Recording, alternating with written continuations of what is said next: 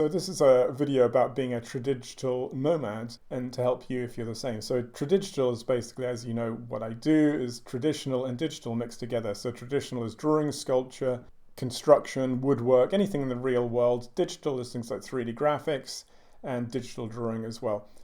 Combination of the two. And also beyond that, there's digital fabrication tools like 3D printing, CNCs, laser cuttings that takes your digital designs into the real world, vice versa, and you can swap things around. Check out my blog for more details on this. So why did I become a tradigital nomad for 6 months? I'm just back in my flat and I'm kind of been here for 2 days. I'm starting to think, I just want to get rid of this place and go. I don't want to stay in this flat for another 10 years. I'm like 50, which is kind of a shock when suddenly you're 50. And I just can't, I've had this flat for 10 years. I can't see myself staying for 10 years longer. It would be a not good idea. So I wanted to travel, to go back to India, go to Southeast Asia, go to Nepal, and I wanted to see what they're like. So a note about cultural sensitivity, be sensitive when you travel. A lot of people will see you as a walking ATM, which you are basically, because pushing up prices, I mean, not prices like taxis, because that helps the economy, but I mean pushing up prices of where they're renting, so the locals can't rent places so much or buy, and so you become a walking ATM. Again, pollution, be aware of air travel, perhaps offset that with the air travel schemes when you buy a ticket. And then also plastic. This is a major thing, especially in India. There's so much plastic trash everywhere. Try and think about how you can have less plastic. I know it's difficult because you can't drink from the water, especially in India, because you're ill. So perhaps next time I go, I'll get a flask and look into water purification and things like that.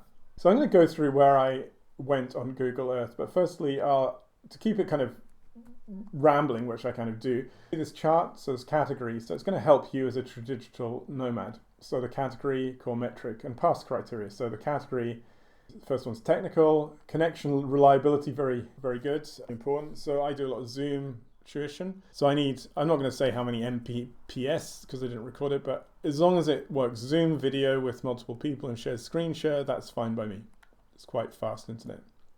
Financial cost of living. I mean, things like total overheads. How much does it cost a month? That's another thing I'd like to mention. Each place I stayed in more than a few days. Logistical, visa, stay duration. I'll mention this. Operational time zone alignment. Again, if you're meeting people online back in the UK or the US, or tutoring people, which I do, think about that as well. I'm a night owl, so it's okay. Creative visual inspiration. So that's another major thing about traveling, is how inspired you are getting away from where you're from. Is it interesting, architectural, culturally, rich textures, fuel, concepts and things like that. There's other things as well, like leisure, like swimming and things like that. The next thing, let's jump to Google Earth.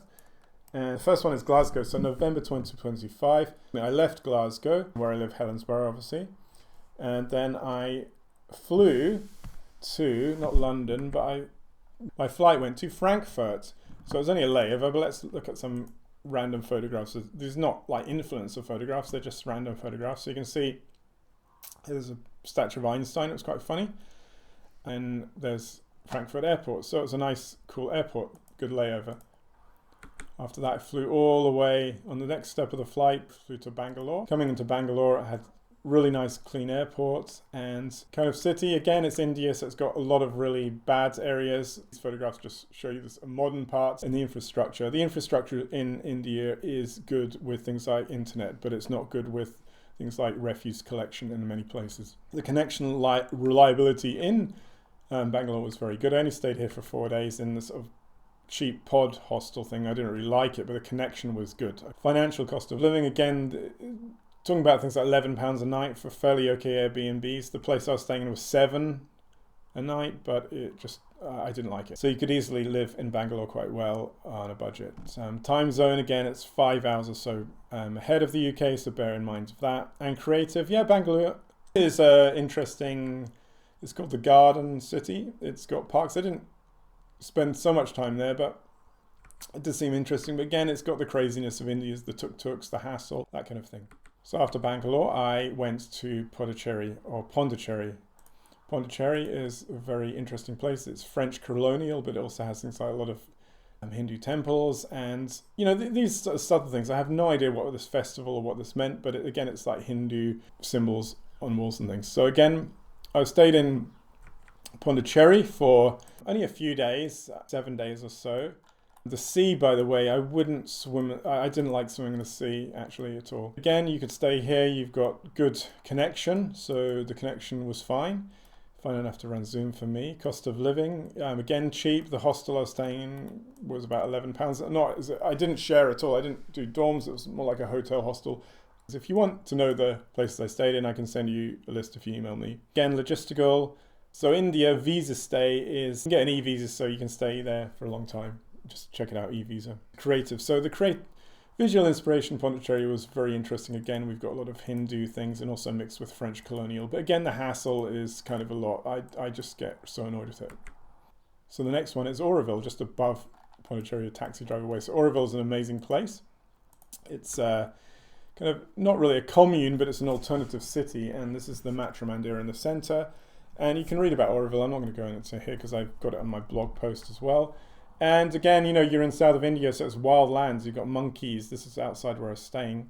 Connection reliability here was fine. All my internet was fine. There's power cuts down there, though, a lot. So you need to have UPS backup. So the room I was staying in, the computer went off a lot and the internet, but it was very near a co-working space called Aura Mode. I was staying in this complex in there, and Aura Mode was really, really good, and I'd recommend that. And because it has backup. Creatives, a lot of inspiration in Oroville and a lot of cool kind of companies making physical things, which is good for a tradigital nomad, such as things like coffee, etc., etc. Again, Oroville was good for me because it had a fab lab, a fabrication lab. So that's why I spent like 2 months here, and I made a lot of 3D prints and fabrication. So I think Oroville definitely is a good place for tradigital nomads who want to make real things and also digital things. After all of Oroville, I went to Hampi.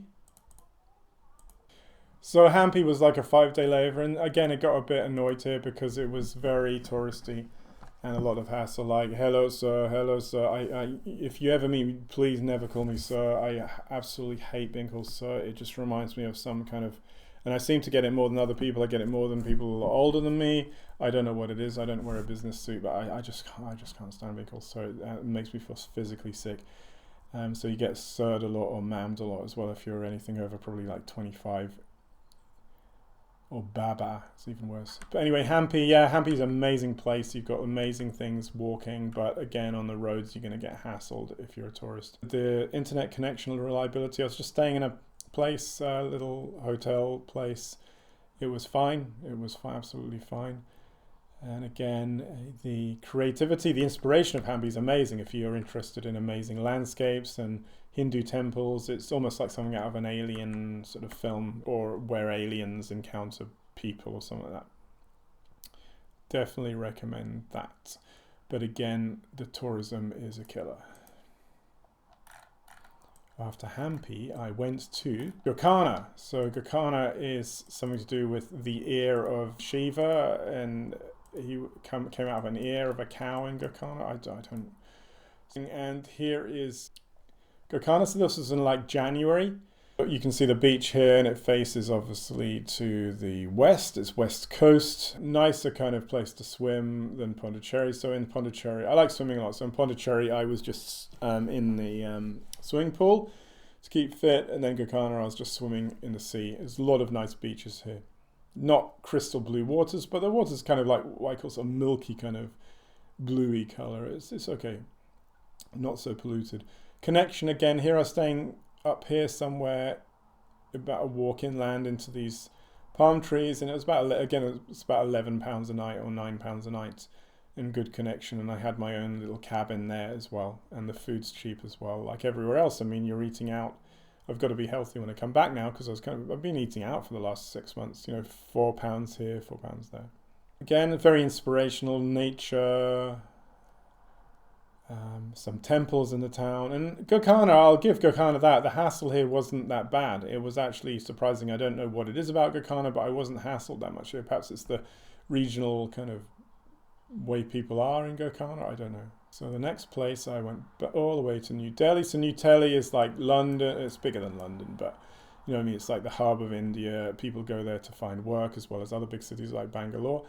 And it's a big draw. And a lot of tourist videos, all these people online saying how disgusting Delhi is, India's trash, India's a dump, we hate India. Sometimes I wonder what other country is funding them, but yeah, it has all these awful places and things, but you don't have to go there, and there are a lot of places to do and see in Delhi that are really nice. For example, the Lotus Temple. This is like a sort of religion from Iran. You can read about it. I can put links up if you want, and you can look around the Lotus Temple. It's really interesting.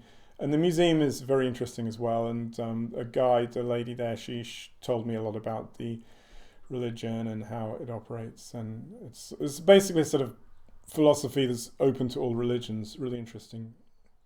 House Khas. It's kind of a trendy area. It's kind of reached peak trendiness, I think, in this sort of peak hipster 2016.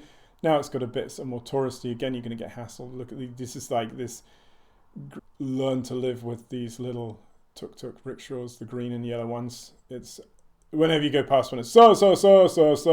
That's how annoying. And I also, some of these tuk-tuk drivers, they're really nice. Some of the unregistered ones are a bit dodgy. I walked in an area once, I walked past one and they were smoking something like crack in one of those. So always get a registered one. I'd recommend when you get, seriously, it looked like crack. They had a pipe and stuff. I don't know crack myself, but as far as I know, something like that.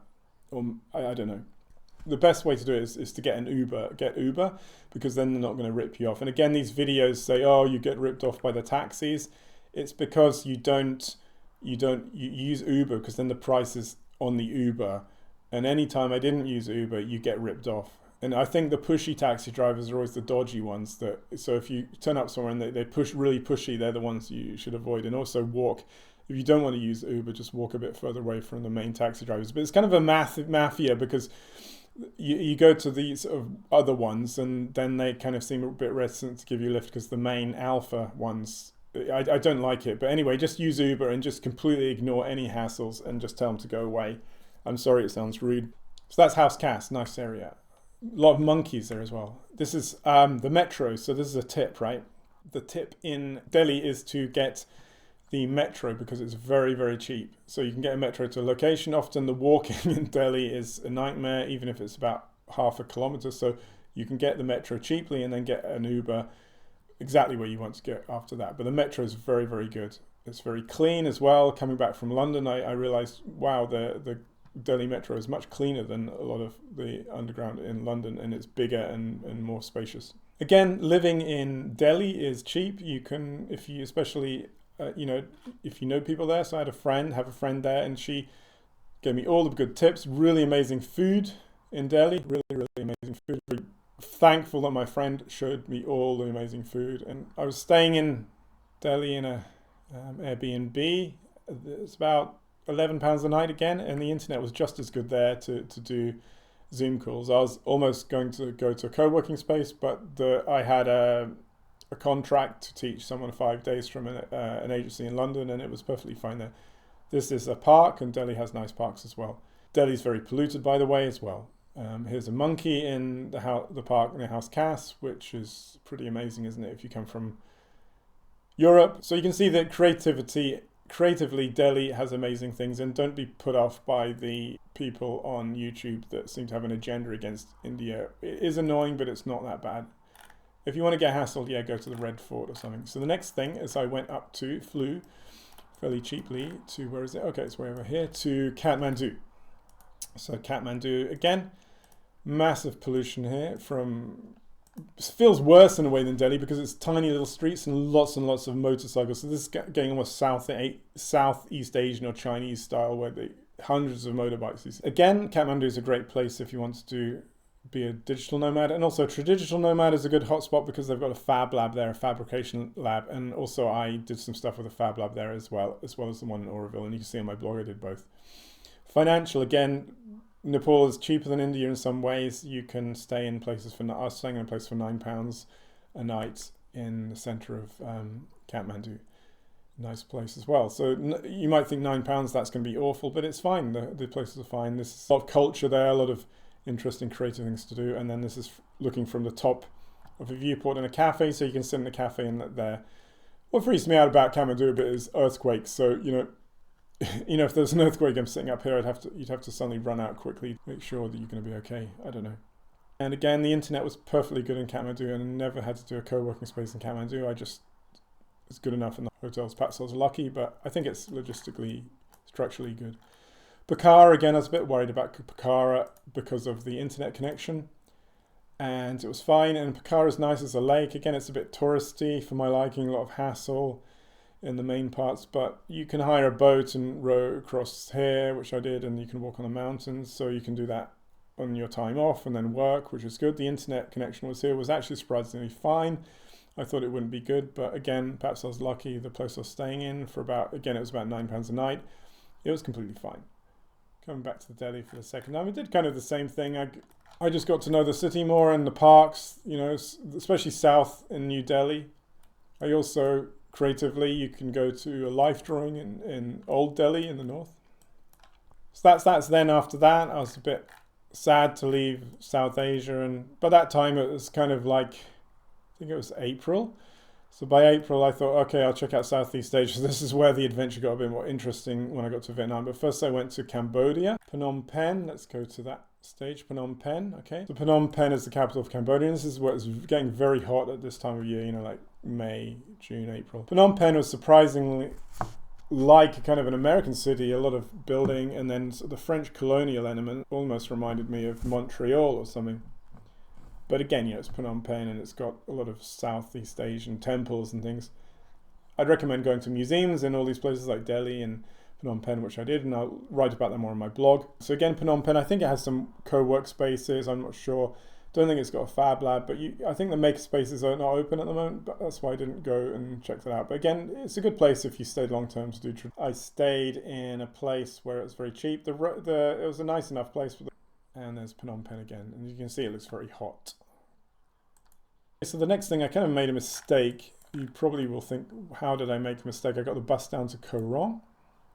You think, why on earth is this a mistake? Well, it looks amazing. The internet wasn't that good. It'd probably be good if you're in a hotel, but I was sort of away from there and away from the shore. First thing, I got the ferry, and 30 kids from the UK on a year, a gap year, just drinking. And I thought, oh, this island, I should have done more research, because I thought it would be a tranquil island, but it turned out to be like gap year, kind of Benidorm sort of place. Didn't like that, but you can see it's paradise swimming, absolutely amazing swimming, but there's trash on this beach, more than what you think there would be because of the massive tourism. Again, logistically, the internet's okay, but I wouldn't rely on it totally. Creativity, the amazing landscapes and nature. So Koh Rong, I wouldn't go back. Then I got the bus from Phnom Penh to Ho Chi Minh City. So it's getting into April now. So the time goes very quickly when you sort of do this sort of thing. Here's Ho Chi Minh City. So it's a communist, but it's also capitalist because it's got a lot of business. So it's an interesting contrast. I was saying to someone today, because we were talking to someone about work and how work can be, say in the UK, most people don't seem to like their work, but in Vietnam, everyone seems to sort of be kind of happy whatever they're doing. So it's kind of perhaps like a patriotic thing. It's perhaps kind of like what the UK was like when the UK was prospering in, the Industrial Revolution. People were proud of their work, like miners, dockland workers, bankers, proud of their country. But it was kind of interesting to see that. I did get that impression. It could just be their system. Anyway, let's go to the next picture. Big developments going on in Ho Chi Minh, or Saigon as it used to be called, or some people still call it Saigon. Obviously the war was there, so a lot's changed. And then this is Starbucks, actually. I hate these backpackers saying, oh, these tourists to go to Starbucks. Sometimes just go to Starbucks, just enjoy it. Go to all the other nice coffee shops, but this Starbucks was in a nice spot where I could draw. So sorry, influencers, you're so cool because you don't go to Starbucks. The local population likes Starbucks. Okay. So the next thing about Phnom Penh was the internet. Internet was good. Cost of living is good. Very, very cheap for you. Going to be £10 UK equivalent in in Ho Chi Minh. Sorry if I got the two mixed up. Next thing, coming to the end of my travels, or so I thought. I had to stay for a bit longer, and this is where I went to Munai. So Munai is a coastal town. I was thinking of going to another coastal town called, what's it called? I'm not going to pronounce it. Anyway, I decided to go to Munich. I thought it would be more tranquil. Seemed to be very touristy here as well. It's an interesting dunes here called the Red Dunes. The lady that I rented from the Airbnb, really, really nice. The first place I stayed in bungalows, but then I got put in this, which is like a 5-story building. It was like really tall. Like these trees were very tall themselves, so it felt like a massive building. And this is the coast, so all these are lights. These are actually fishing boats out at sea. So it's an amazing place. You could just settle somewhere like that here and do work if you're happy doing that. Probably get a bit restless in a small town like this, to be honest. Connection ride with you was amazing. So if you want, I can send you this Bonnie's details if you email me, because she's got like 3 servers. It's like really fast internet, and I did read, Munich, when you go, is the internet going to be fast enough, blah blah. A lot of inspiration, like coastal town, you can see things like that. The water's a bit sketchy in places, but it's okay. It's okay to swim. Don't swim near sort of pipe outlets though. And again, the cost of living was good. Tradigitally, not really makerspace or anything going on here, but you always find that. And remember, printers are 100. You can get really cheap printers. So if you're staying somewhere for 2 or 3 months, perhaps you could just buy yourself a printer and then sell it as you go, like people do with motorcycles. Speaking of which, be careful when you're hiring motorcycles, because you can get into a lot of trouble with motorcycles if you don't have the right license in Vietnam. Anyway, this is where my travels nearly come to the end, but unfortunately I lost my passport in Munich. It wasn't out on the town or something. I just dropped it because it's so hot going to an ATM. And this is where it was about the end of April, so I didn't end up leaving until the 19th of May. I had to go to a police report. They were on holiday because it was their holiday time. Then I had to pay for a new emergency passport. I'll write this in the blog as a guide for people. Then the emergency passport, I had to go and collect it in Ho Chi Minh. The next day I had to go to immigration in Ho Chi Minh, the immigration place at sort of 6 in the morning to avoid queues. I went there, filled it in. They said come back in 5 days. Then I just thought, okay, well, I'll stay 5 days and go back to Munich because it's nice. Then I stayed for 5 days. They didn't have it finished, so I had to stay another day. So I ended up just not going back to Munich and staying in Ho Chi Minh. Luckily, it came in time, so that was about 7 days. I had to change my flights. That cost me about £130 to change the dates, and it was a mess up. So please don't lose your passport. It kind of put me off Vietnam a bit, but coming back here now, just to make sure you've got insurance for your passport or whatever. Again, cost of living in all these places is great, and culturally, you'll have so many amazing things that you can see. It was very hot. I love drawing outside, and I had visions of drawing outside at the time, but it's so hot, these places, you just don't want to sometimes. But I've got a lot of photographs and quick sketches, and I've got a huge amount of cultural influences now to work for the next few months while I'm back in my flat. Finally, as the grand finale, again, because I lost my passport, the last final nightmare was going to Brunei. So the British passport said that when I go to Brunei, it was like a 3-hour layover in Brunei in the airport. The British, UK, HMCO, whatever, passport people, when I was interviewed, they said they can't guarantee me I'll be allowed to go to Brunei to fly back to London. So I had to sign a waiver with the UK passport so I wouldn't ask for my money back. Luckily, I asked the airport and everything. So always check this if you lose your passport. Check if you've got because I could have just lost the £400 single that would take me back to London. I had to buy something else, but it was fine. So luckily I got left Vietnam, got to Brunei, that was all fine, stayed there for a few hours and then flew. Massive flight, the biggest flight I've ever been to. Brunei looks nice, by the way, and it seems very, very tranquil, calm. The airline Royal Brunei, I'd really recommend Royal Brunei. They don't have alcohol on board because the country's Islamic. The air hostesses, they very conservatively dressed with sort of head scarf kind of thing. Really amazing clothes. So I quite like that experience. It seemed quite good. And then flying back all the way to London, it was a massive flight. And luckily Royal Brunei, the flight wasn't that packed. So the seat I was sitting in, I could lie down on. There was no one else in that aisle, so I could lie down. It was such a good thing. And then I flew back into London. You can see here, this is the Rolls-Royce engine of the airplane, and the sun's coming out just before I get to London. And then into London, I spent ages there, and I was so jet-lagged and spaced out, but I had ages to wait, so I went to the British Library, which was near Euston Station, and I looked around the British Library, absolutely amazing, and then just got the train back to Glasgow. Now I'm back in Helensburgh, which I'm kind of a bit keeping up work and projects and looking to go away again. So that's the grand finale of being a Tradigital nomad for 6 months. I'll synopsize this and put it on my blog. So if you've got any questions or comments, please let me know. And I mean, 80% of the time doing this, it's quite mundane. If you haven't done this sort of travel before, a lot of it's mundane. You might have a bad back, you might have a stomach infection, you might feel ill, you might feel slightly mentally not disturbed, mental illness in a sort of depression sense, because you think, why am I out here? I should be back in the UK perhaps. What am I doing with my life? So a lot of the time it's not always amazing times. It's just life, but it's just good culturally, and the cost of living is good as well.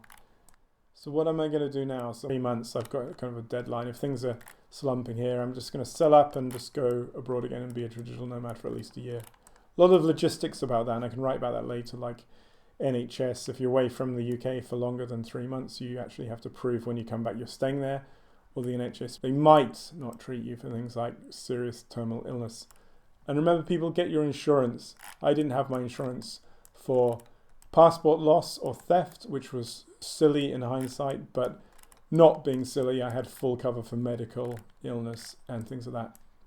And also make sure before you go to get checkups. So before I go again, I'm going to make sure I'm going to get a full medical checkup. If you get something abroad and it was kind of there before you go, then they might not pay your insurance. Thank you so much, and check out the blog on this as well. Being a Tradigital nomad in 2026.